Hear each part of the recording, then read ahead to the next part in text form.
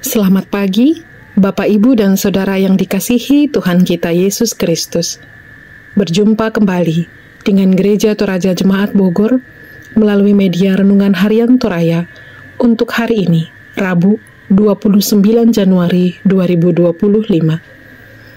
Bersama kita mempersiapkan diri untuk menerima kehadiran Tuhan melalui firman-Nya yang akan diperdengarkan kepada kita. Mari kita bersama berdoa memohonkan penyertaan Tuhan. Kita berdoa. Tuhan, Bapa kami yang penuh dengan kasih, kami datang kembali pada pagi hari ini Tuhan, berdoa, mengucap syukur atas kesempatan yang kembali Tuhan berikan ke dalam kehidupan kami. Tuhan membangunkan kami pada pagi hari ini di dalam keadaan fisik yang sehat, di dalam keadaan mental yang baik. Kami percaya Tuhan, mungkin di antara kami yang sedang di dalam pergumulan, Tuhan juga berkenan kumpulkan, berkenan persatukan kami melalui saat teduh pada pagi hari ini untuk Tuhan cerahkan, untuk Tuhan titipkan pelita di dalam kami menjalani kehidupan kami melalui pemberitaan firman-Mu pada pagi hari ini.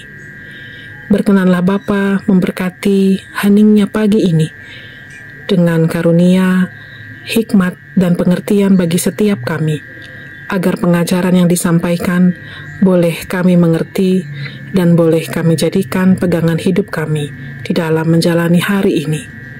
Terima kasih Bapa. Hadirlah bersama kami, Tuhan berfirman, karena kami siap mendengarkan. Di dalam nama Yesus Kristus kami berdoa kepadamu Bapa. Amin. Firman Tuhan dari surat Rasul Paulus kepada jemaat di Korintus yang pertama, pasal 14, ayat 1 sampai dengan 12. Sekali lagi tentang karunia roh. Kejarlah kasih itu dan berusahalah memperoleh karunia-karunia roh, terutama karunia untuk bernubuat. Siapa yang berbicara dalam bahasa lidah, tidak berbicara kepada manusia, tetapi kepada Allah. Sebab tidak ada seorang pun yang mengertinya. Oleh roh, ia mengucapkan hal-hal yang rahasia. Namun, siapa yang bernubuat, ia berbicara kepada manusia. Ia membangun, menasihati, dan menghibur. Siapa yang berbicara dalam bahasa lidah, ia membangun dirinya sendiri, tetapi siapa yang bernubuat, ia membangun jemaat. Aku mau supaya kamu semua berbicara dalam bahasa lidah, tetapi lebih daripada itu, supaya kamu bernubuat. Sebab orang yang bernubuat lebih berharga daripada orang yang berbicara dalam bahasa lidah, kecuali kalau orang itu juga menafsirkannya, sehingga jemaat dapat dibangun. Jadi saudara-saudara, jika aku datang kepadamu dan berbicara dalam bahasa lidah, apa gunanya ini bagimu, jika aku tidak berbicara kepadamu dengan penyataan Allah atau pengetahuan atau nubuat atau pengajaran? Sama halnya dengan alat-alat yang tidak berjiwa tetapi berbunyi, seperti seruling dan kecapi. Bagaimana orang dapat mengetahui lagu apa yang dimainkan seruling atau kecapi kalau keduanya tidak mengeluarkan bunyi yang berbeda? Atau jika nafiri mengeluarkan bunyi yang tidak jelas, siapa yang menyiapkan diri untuk berperang? Demikianlah juga kamu yang berbicara dalam bahasa lidah. Jika kamu tidak mempergunakan kata-kata yang dapat dipahami, bagaimanakah orang dapat mengerti apa yang kamu katakan? Sebab kamu hanya akan berbicara kepada angin. Ada banyak, entah berapa banyak, macam bahasa di dunia. Sekalipun demikian, tidak ada satupun di antaranya yang mempunyai bunyi yang tidak berarti.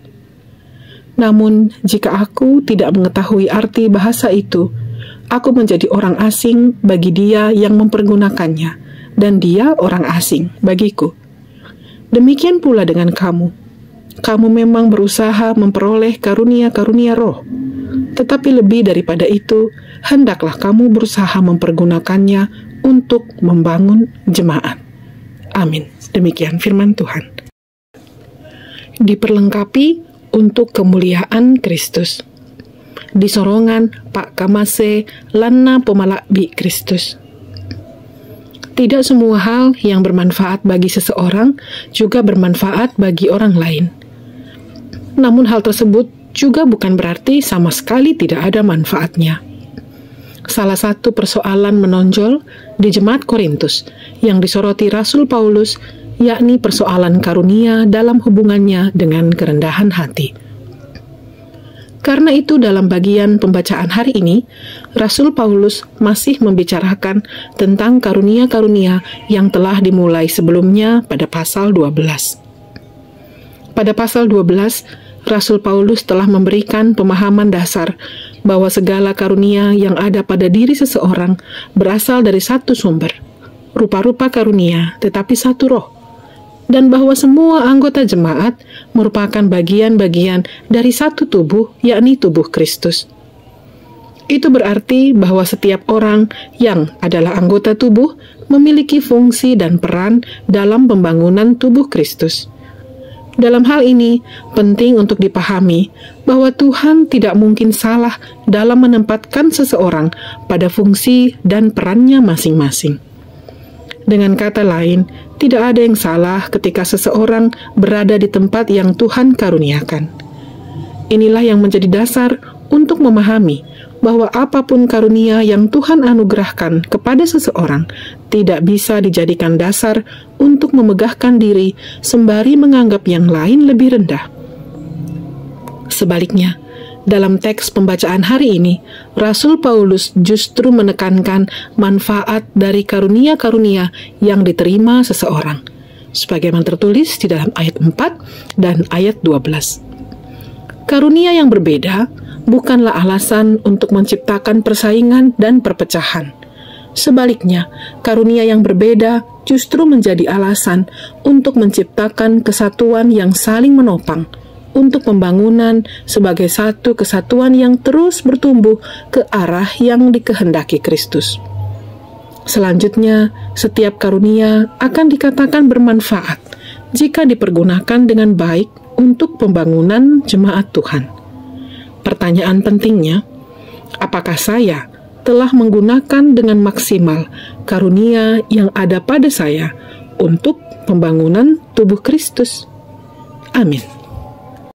Mari kita bersatu di dalam doa.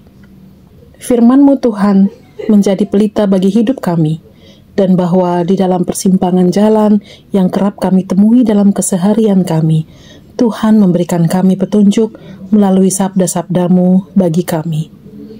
Bapa Sang Pemurah yang memahami satu persatu pergumulan yang dihadapi oleh setiap anaknya. Pagi ini Tuhan mengingatkan kami bahwa karunia yang Tuhan titipkan kepada anak-anak-Mu adalah untuk kami gunakan dalam membangun jemaat, dan bukan untuk memegahkan diri sendiri atau memandang rendah yang lain. Kami mau Tuhan, kami mohon mampukan kami untuk menggunakan karunia yang ada pada diri kami, guna membangun kehidupan berjemaat, dimanapun kami berada dan melayani. Tuhan, kami juga bersatu hati mendoakan para pemimpin kami di dalam menegakkan aturan dan norma untuk kehidupan berbangsa. Kompleksitas permasalahan yang dihadapi dan meliputi berbagai bidang kehidupan tentunya membutuhkan turut campur tangan Tuhan di dalam para pemimpin kami mencari solusi-solusi guna kesejahteraan bangsa dan negara kami. Kami juga bersama-sama mendoakan anak-anak-Mu Tuhan yang masih mengalami pergumulan atas sakit penyakit, kelemahan tubuh, kerinduan akan hadirnya keturunan di tengah-tengah keluarga mereka, persiapan-persiapan melangkah dalam hidup berumah tangga, perjuangan untuk mendapatkan pekerjaan, dan banyak lagi isi hati kami yang ingin kami curahkan kepadamu Bapa.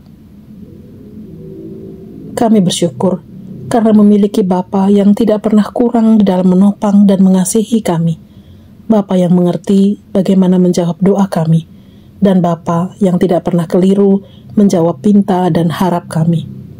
Terima kasih Bapa. Ampuni salah dan dosa kami Tuhan. Kami akan menjaga tutur kata kami, tingkah laku kami, agar di hari ini menjadi hari yang lebih dan lebih lagi dapat kami jalani seperti yang Engkau kehendaki. Terima kasih Bapa. Kami naikkan doa ini di dalam nama Yesus Kristus, Sang Juru Selamat. Amin. Bapak, Ibu, dan Saudara, para kekasih Kristus, mari menggunakan karunia yang ada pada diri kita atas perkenan Allah semata untuk membangun kehidupan berjemaat dimanapun kita berada. Selamat menjalani hari ini. Tuhan memberkati.